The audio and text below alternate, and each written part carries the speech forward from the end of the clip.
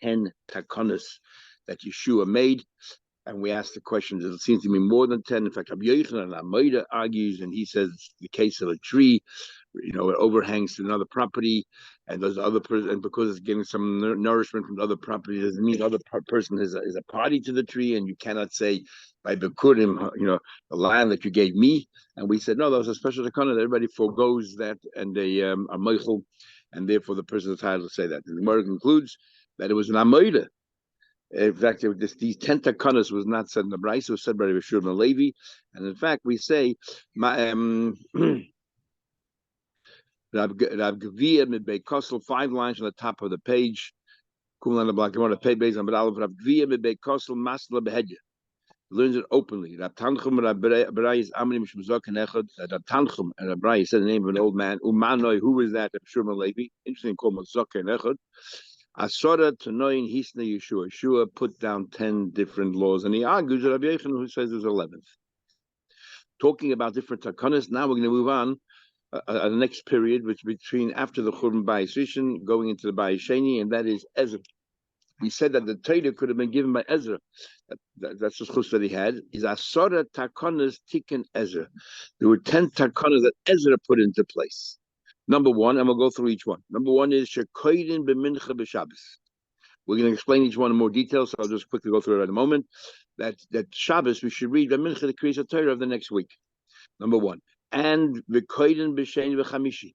So too on Mondays and Thursdays we should read the Torah. We'll come back to that. Number 3, v'donin b'sheni u'v'chamishi. So too, now that you're reading the Torahs on Mondays and Thursdays, the Bezdin should convene on Mondays and Thursdays.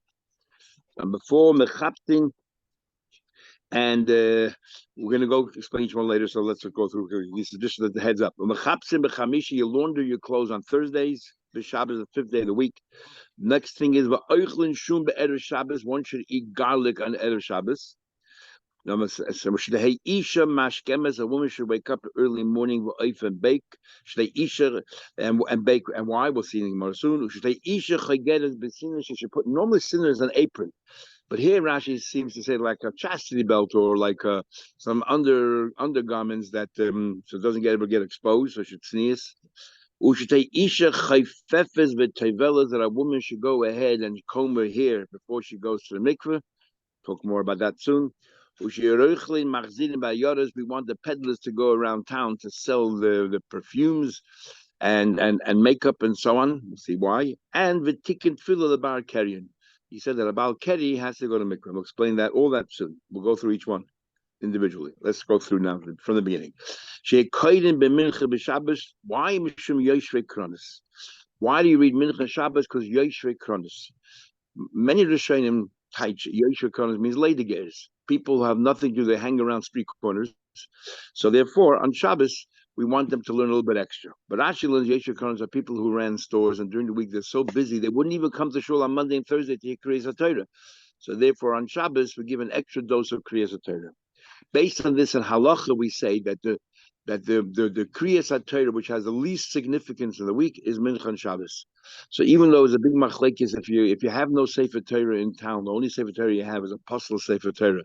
We paskin that you should read from it without a bracha, or many say you should read from it without a bracha. But Mincha and Shabbos don't even bother doing that because it's only because of Yeshua Kronos. The only reason why we instituted that we should read a second time on Shabbos.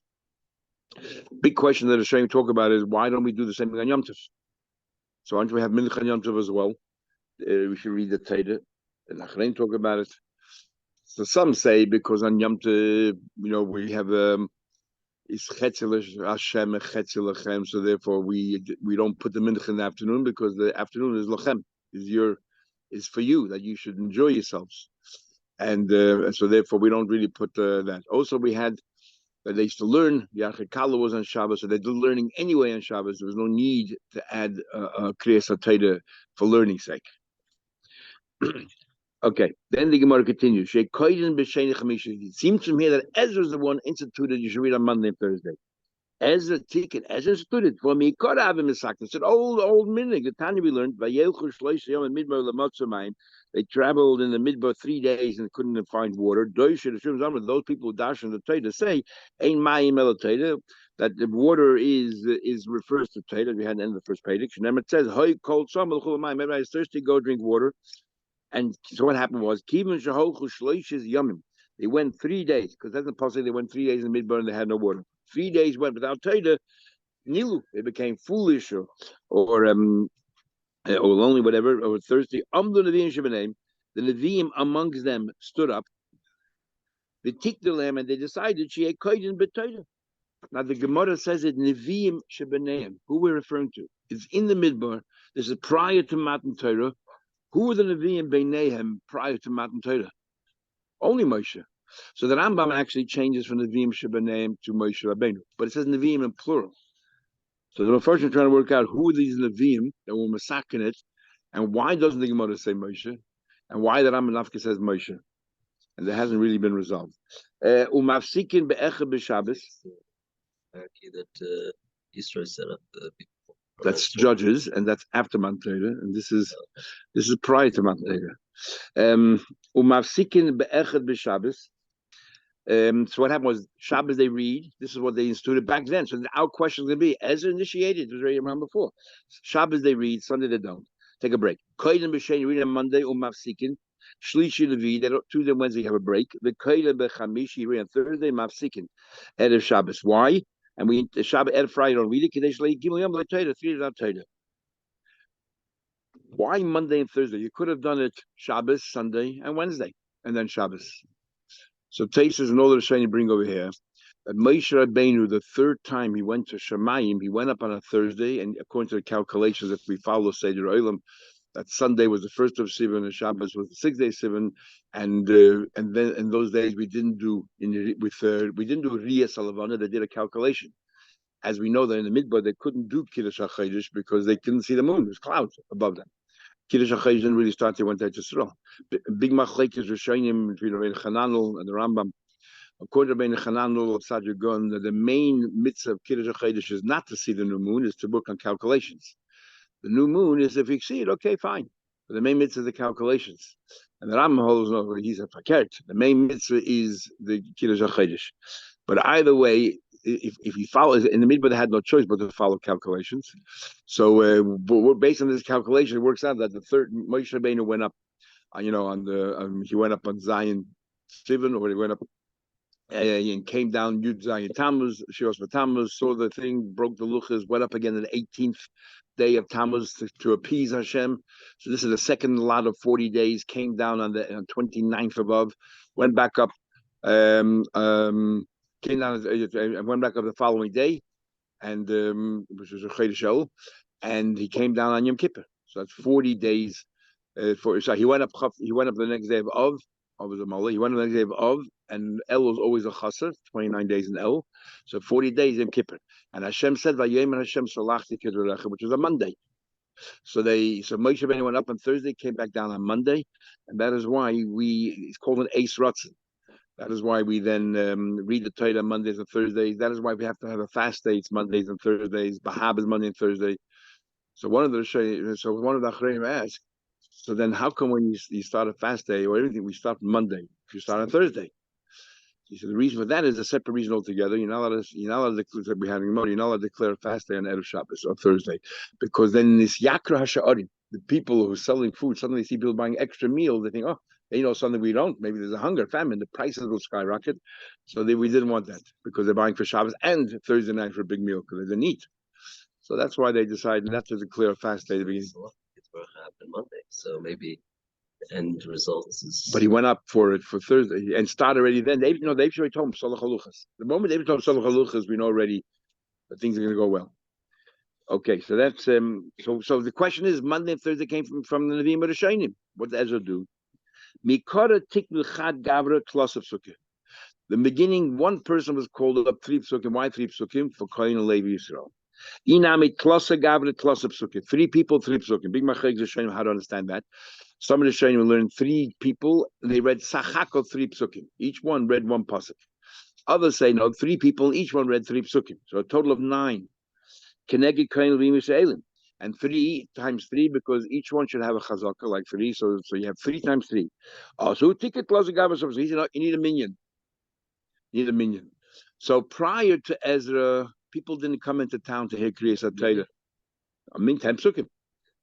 Prior to Ezra, people would not bother coming down, even to hear 9 psukim. The moment it became 10 psukim, there became a day. And as a result of that, they decided, the butcher didn't also convene on Monday and Thursday because everybody, as Gemara will say, everybody comes in to hear Kriyas HaTorah. Surprised Ezra didn't come in to hear Kriyas HaTorah. Keneged Asar Batloni. This Gemara is a big problem with the Gemara in the beginning of Megillah, because the Gemara in the beginning of Megillah says that that why do we bring it back to Monday? If we bring Tainus Esther earlier, we bring in Megillah Nikras on Mondays and Thursdays because people go to town anyway to hear Kriyas HaTorah. But Ezra was only after, it was in the beginning of second base of Mikdash. Mordechai was way before then. Way before it was in this during in the period of the 70 years in between. Before there was a takana of Ezra to read the Torah on Monday and Thursday. So what do you tell me? I might say that when it says be name is my name. All those things we learned over there in the Megillah that we read earlier because they used to come in Mondays and Thursdays for Kriyas HaTorah. When there was no Kriyas HaTorah, then it was 3 psukim or 9 psukim. Nobody came in. Mordechai, they all deal with that. Next, why Shechamishi? Because people came in town anyway, and it seems the shuls were, the Batadin were abutting the shul. So, or some say the Batadin itself was a shul, they had their own sefer Torah, and therefore the people were there anyway, so they went into a Torah there. Taisa asked a question we had in the beginning of Ksubas, that there were Batadin every day. It sounds like Ezra didn't add anything, he diminished. He said, guys, forget about Tuesday and Wednesday, come only on Monday and Thursday. So what are you giving you credit? If anything, he stopped it. So Taisa Ksuba says, not here. Taisa Ksuba says that the pshat is, prior to that, the button never convened. If there was an entire, they sat down. As I said, no, you have to be open, have the office open, and people then, you're inviting people to come in. Otherwise, people don't want to go through the tircha, finding a bezin. So that was his takana. That's what Taisa says over there. But then the other answer, which is here, he says, prior to that, there was one city in every state. In every big area, there was one city. Came along as I said, every city should have, which other Rishonim and Raj brothers argue, what do you mean? It's a mitzvah mahatayda. You have, every city has to have one. So others want to say only not Yisrael. As I said, the chutzlars you should have a bezin. Others argue, where does it say anywhere it has to be Dafka Yisrael? Anywhere in the world where a Jewish community exists, like Melbourne, there should have been a bezin. And unfortunately, we don't have one. But there should have been a bezin for commercial disputes and everything else, an official city bezin, because the mitzvah had ha'todah, some of the Rishonim say in chutzlars. Anyway, then he says mechapsin b'chamishi b'Shabbos or kavod Shabbos. You should launder on Thursday. Big machlek is what Ezra actually did. Was this takana that you have to launder on Thursday? Why not on Friday? Because we want you to be involved in preparing for Erev Shabbos. So his takana was to launder every Thursday. Is that what his takana was? Or fakir? He said his takana was don't do it on Friday. Leave yourself time to prepare for Shabbos. If you need to do laundry, do it on Thursday. But not there's a mitzvah to do laundry on Thursday. Next, the mitzvah Friday night, for Tamid al-Chamin, the Chsiv, Asher Piya Yitin Be'itay. The Rosh says a beautiful thing and brought down the Torah, actually, the Baal Turim. V'shamru b'nei Yisrael es HaShabbos. He says the first letter of b'nei Yisrael es HaShabbos is Bia. So how do you keep Shabbos? Friday night, because there's a mitzvah of Oinek Shabbos, Oina. And garlic is an aphrodisiac. So there was big machlek is then in the Achreinim, Erev Shabbos means Friday afternoon and means Friday night. But one thing for sure, in Shulchan Aruch it says it's not raw onions, raw garlic. It's cooked garlic or baked garlic or fried garlic. I'm going to temper this. And I just read a few weeks ago that they just came out with a garlic that they took out the strong odor from it. They changed the genome, whatever it is, and they took out the genetic, took out the strong odor. Because the Gemara says here, mod nazach. It says here that we'll see in a second. What do you mean? It's right time, it's Friday nights. Talk about 5 wonderful things I said about garlic. Mashbia, it fills you. Mashkin, it warms you up. Matzah panim, it makes your face radiant. Marba zeres, an aphrodisiac, and it increases your semen, your power, it strengthens your semen. It kills all the insects inside, all the bacteria. Yes, I mean, machnis ava meitzekina. Now, if it's raw garlic, it doesn't add any ava whatsoever. So it must be talking about cooked garlic or fried garlic. Is a kina. Because if there's love, there's no jealousy. Who cares? What's more important than love? Next is ushetei isha mashkemet v'oifetei pasatri lanim. A woman should wake up in the morning and should be bread available to anim. Pashav shad is for tzedakah, so that anim don't have to wait. In fact, remember we learned tiny is that women deserve more credit than men because women have the food ready, men just give money. But others say that anim means your husband, that your husband has to go to work, so you don't have to wait till you have breakfast ready. Everything is ready. Ushetei isha chaygeres b'sinim mishum tznius because it's tznius. What do you call it? We had a whole story in the Gemara. Okay, whatever. Okay, because it's nice. Ushtei isha chayfefes v'tayveles. Interesting, because when it comes to a sheitel, we learned that inside the house you don't have to wear a sheitel because the laws of tznius are not so careful inside the house. So where are we talking about over here exactly? Chageres b'sinner. You're talking about inside the house, or we're talking about if she goes out? It's not clear. Hey, Isha Chayfef, because the Rambam seems to be saying in the house. Rambam actually says in the house. Other things seems to be learning that. Isha Chayfefes with Tevelis says that, what a woman should comb her hair. That's big machlekes. Rashi says Chayfefes where we normally touch. Chayfef means to to comb your hair, to disentangle all the tangled hair and to get rid of everything. But the Mugiyasim and others trying to learn that Chayfefes actually means to take a hot water and put it on your head. Wash your head with hot water. So everyone asks that I see it's Mahatoy, Tanya, why are you doing this? Not only your basar. First of all, the mayim should come in contact with basar, and also es. There should be nothing in between your flesh and the water. Should be nothing intercepting it, no chatzitza. Es psari, es atal. What's es referring to? Something which is secondary to your flesh, and that's your hair. So we see Mahatoy, you have to make sure that there's no chatzitza.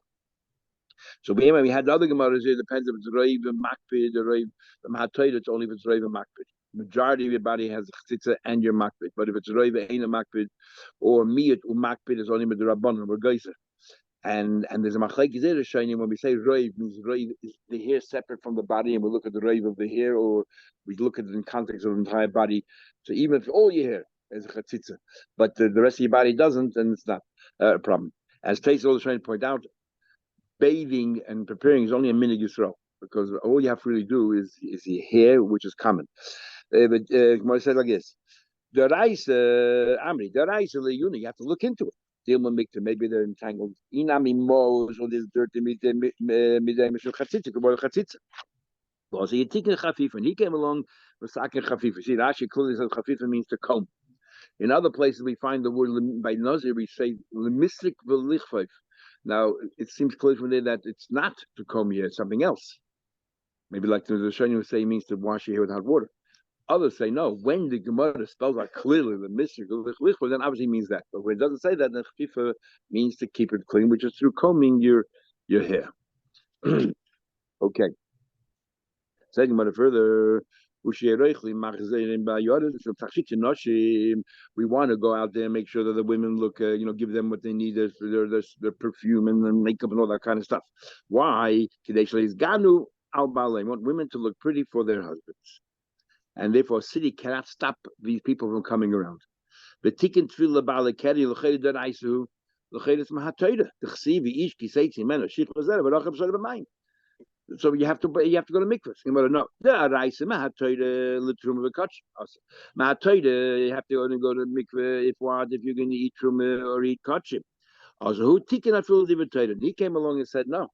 Even for learning Torah and then davening, you have to go to mikveh. Rabbi Yehuda ben Peseda rejected the idea of Torah because the Torah is compared to fire, and we had more brachas in the early chafs. Just like fire is makabel tum, everything else, it was abolished.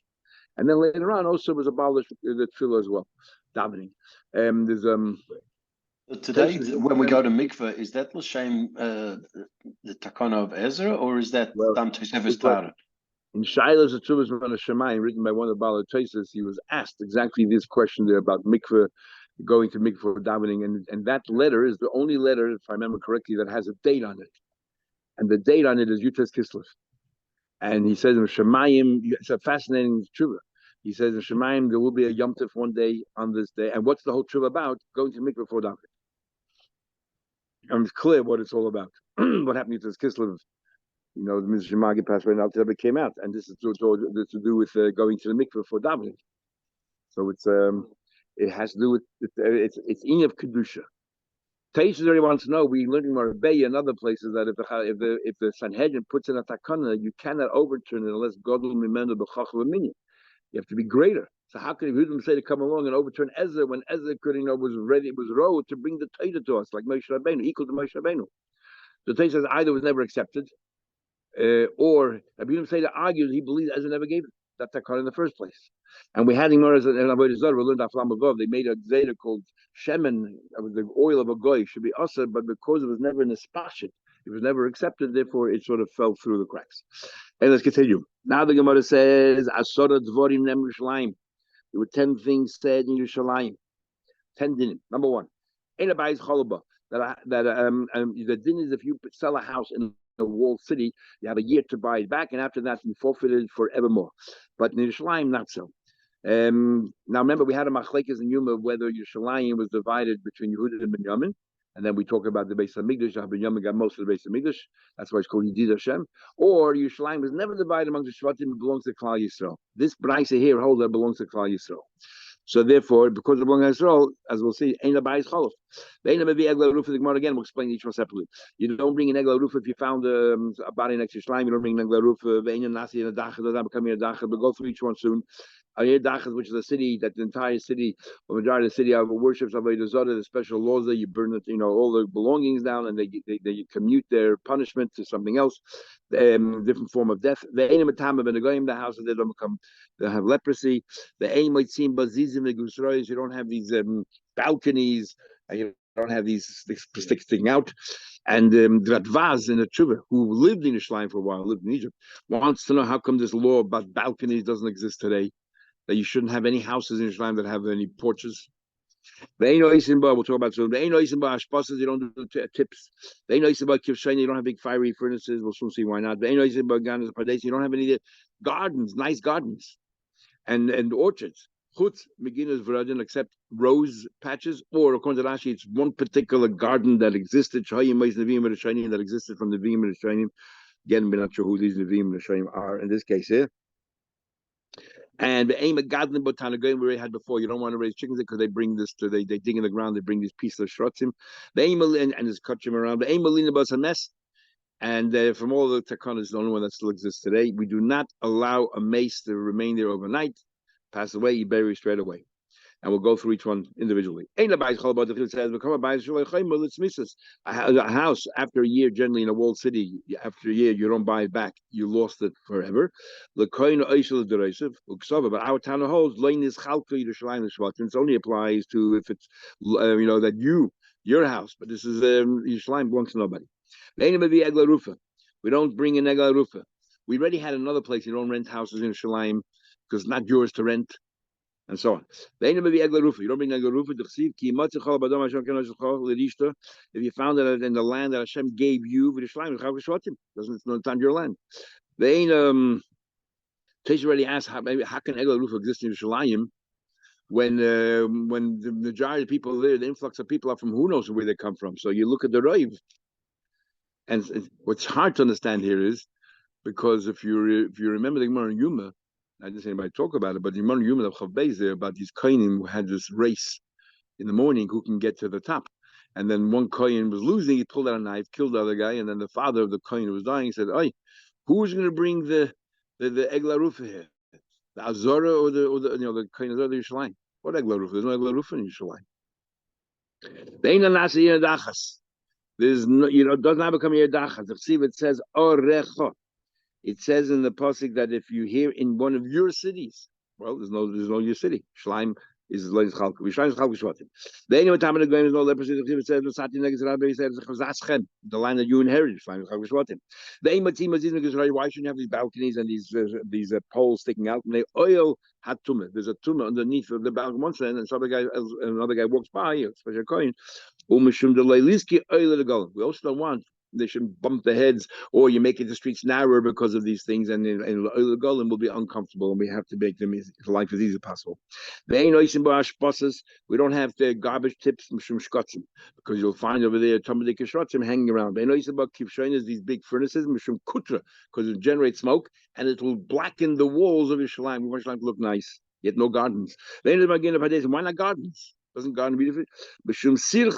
Because Rashi gives two pshatim here, either because the grass after a while when it dies, then you pile it up and everything else, it doesn't look nice. So in other words, trees look beautiful. If you ever drive in the east of the United States, in the beginning of fall, the most beautiful Massachusetts and all that, the red leaves, that's about a month. And afterwards it looks terrible because there's nothing there. Every tree is bare. Yeah, but when it's not snow, everything is bare. Same thing here. So the gardens, certain times of the year, they look nice. We want Yerushalayim to look pretty year round. That's one pshat Rashi. And the other one is because they use fertilizer. Fertilizer has a terrible smell, and we don't want Yerushalayim to have a terrible smell. There's no rule. That's Gemara. The Radvaz basically says, how come we don't follow all these rules today? And the only rule that he missed, I don't talk about it all, is the Ein Malina B'Sames, which means that we follow it today as well. First of all, Ein Malina B'Sames is you don't let a mace stay overnight. The Torah says you're not allowed to leave a mace. But the difference is around the world, if it's, let's say, the children are far away and you want to wait, covered hames. Where is covered hames? So that, let's say, the children should be able to be present at the levaya, then you're allowed to delay the levaya for a day or two. By Shenk in Yerushalayim, there's no circumstance that you can delay. It has to be buried. As if you're ever in Yerushalayim, you'll hear the cars constantly going people for a levaya. And he says all the other ones is because we're living among goyim, let the walls be black, let Yerushalayim look ugly, let all these things happen. Maybe the goyim will leave. So, which means, according to Radvaz, now that we're all, we're all the Yidden back, this law should be back. So you shouldn't have all the things. Also, he said regarding Tumah, because everyone's telling me anyway today. So any law that revolves Tumah, like the porches and all that, we're not worried anymore. Then the Gemara continues. You shouldn't have any chazedim. Why shouldn't you raise any chazedim? Tell me, we learned.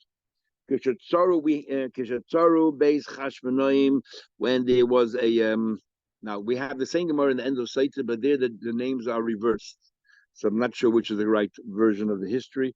But basically, this is a descendant of Matisyo, descendant of Shimon, his son Shimon. And so Torah we learned. So this is Alexander Yanai, grandson of Shimon.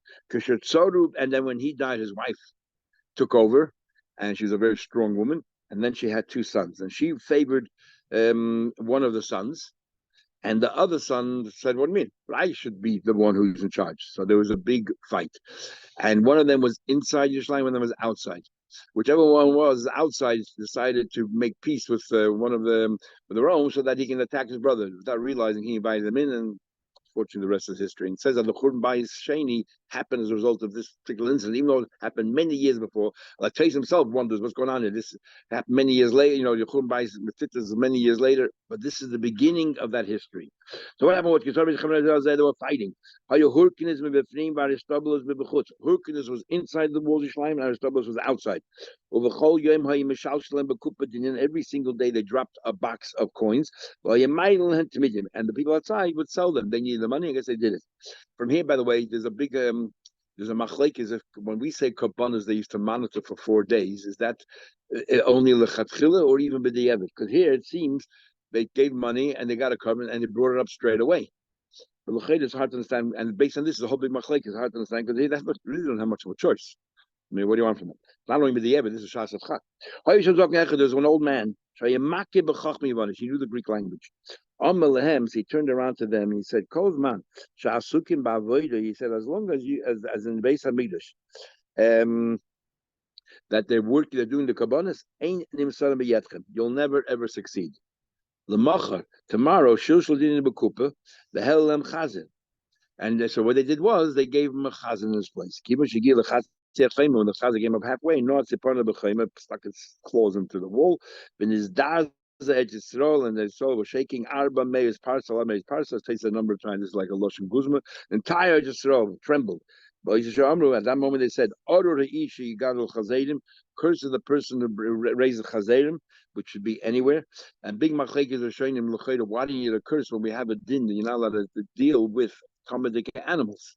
So Taisus makes a big chiddush here, and the Rashba fights it in Fluken Kufya Zayin Shulchan Aruch. It talks about all this, and that is Taisus says only animals if you raise it for food, like if you're raising pork to be able to be eaten, then it's usher. If you're raising it for the hide and nothing else, then it's permitted. And the Rashba says, where do you make such a chiluk for? You're not allowed to deal at all with any animal that could be used for food. You're not allowed to deal with horses and donkeys that nobody eats. Then it's different. But and cursed be the person who taught his son the Greek wisdom.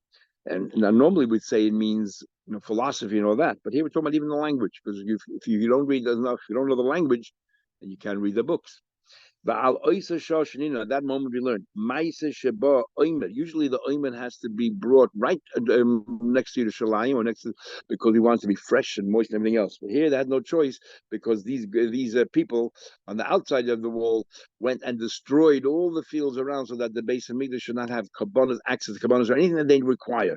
So oimer meganach hatzrifim, far away, which they have to bring on shvuos, mebikas ein seichel, again very very far away, so it wasn't fresh or anything else. They wanted to hurt them as much as possible. But interesting, they still gave it to them. So at the end of the day, these Rishayim still had an Neshama inside them, and they felt, we got to have a oimer, we got to have these things. Okay, we'll see you tomorrow, Mr. Shem. Have a good day, everybody. Yeah. It's nice to have a break from Bava Kama for a little bit.